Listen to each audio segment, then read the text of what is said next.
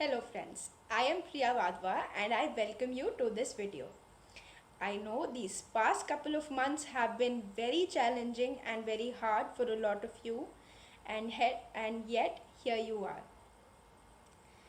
This shows your willingness to learn, your willingness to grow and I commend your spirit. आज की इस video के अंदर हम डिस्कस करने वाले हैं कुछ टिप्स, कुछ स्ट्रैटेजीज़ जो हमें ध्यान में रखनी है वाइल प्रिपेयरिंग फॉर जुडिशरी। साथ में हम ये भी डिस्कस करने वाले हैं कि अपकमिंग जुडिशियल एग्ज़ाम्स में कैसे क्वेश्चंस एक्सपेक्टेड है और उन्हें किस तरीके से आंसर करना है। ये वीडियो क्लैट, एपीपी और जुडिशरी जैसे और भी कंपेटिटिव एग्ज़ाम्स के लिए रेलेवेंट होगी। तो सबसे पहले आते हैं हम जुडिशियल प्रिपरेशन के ऊपर, जिसके अंदर हमें 4 चीज़ों का बहुत अच्छे से ध्यान रखना है। पहला है कि हमें बेयर एक्ट को बहुत थरोली रिवाइज़ करना है, उसको हमें एनालाइज करना है। बेयर एक्ट के अंदर सेक्शंस के कीवर्ड्स को हमें ध्यान में रखना है और साथ में उसकी लैंग्वेज को भी इंटरप्रेट करना है। अगर कोई सेक्शन स्टार्ट होता है from the word not with standing और फ्रॉम द वर्ड नथिंग, तो उसका क्या इम्प्लीकेशन है ये भी हमें समझना होगा। सेकंड है हमारे कंसेप्ट्स। इन कंसेप्ट्स को या तो आप बुक से पढ़ सकते हैं या अगर आपने कोचिंग ली है तो ऑब्वियसली आप अपने टीचर से समझेंगे। थर्ड, एक बहुत इम्पॉर्टेंट तरीका हमारे कंसेप्ट्स रिवाइज करने का और लर्न करने का है थ्रू जजमेंट्स, जिसके अंदर कोर्ट बहुत अच्छे से लैंडमार्क जजमेंट्स के अंदर कोर्ट बहुत अच्छे से डिस्कस करते हैं कुछ कंसेप्ट्स को, उनको थ्रेड बेयर एनालाइज करते हैं बेयर एक्ट के साथ में। तो एक उस तरीके से भी आप इन्हें पढ़ सकते हैं। इसके अंदर हमें बेयर एक्ट की लैंग्वेज भी एनालाइज करने को मिलती है। साथ में हम ये भी देखते हैं कि कीवर्ड्स को किस तरीके से इंटरप्रेट करें और अप्लाई करें in the real case scenarios and in the case of facts and circumstances of every case.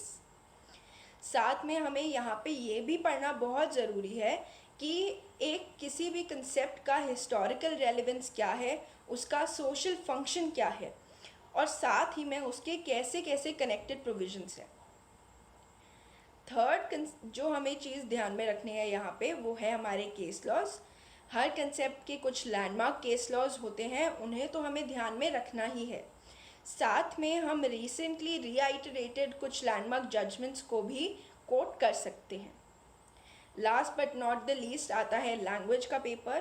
तो मैं आपको अर्ज करती हूँ कि आप अपनी लैंग्वेज की तैयारी जुडिशरी की तैयारी के बिल्कुल साथ में स्टार्ट करें, but there is no better time than now.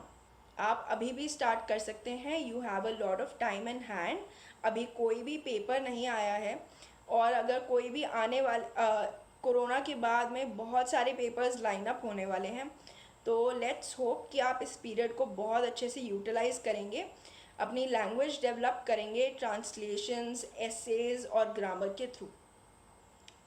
कई लोगों का ये क्वेश्चन रहता है कि हम कोचिंग के थ्रू ही प्रिपरेशन करें या सेल्फ स्टडी भी सफिशिएंट होगी। तो इस केस के अंदर भी मैं ये क्लैरिफाई करना चाहती हूँ इस वीडियो के थ्रू कि कोई भी आपको कन्फ्यूजन ना रहे इसके बाद में। तो कोचिंग का मेन पर्पस ये ही होता है कि आपको सारा मटेरियल रेडीली अवेलेबल मिले, सारी रिसर्च आपको अवेलेबल हो and you don't have to spend time to research and go through everything and find out what case laws are relevant to a particular section or topic or not। तो ये चीज़ें आपको handy मिलती हैं। साथ में आपको स्ट्रैटेजी भी आपको बनी बनाई एक मिल जाती है कि हमें किस तरीके से क्या फॉलो करके कैसे आंसर्स हमें लिखने चाहिए, वो एक क्लैरिटी मिल जाती है आपको कोचिंग के थ्रू, जो सेल्फ स्टडी के अंदर थ्रू ट्रायल एंड एरर ही आ पाती है। So it's your decision at the end of the day, but I think कि coaching would be a better option, but everything does not suit to everyone. So आप अपनी choice ये खुद make कर सकते हैं।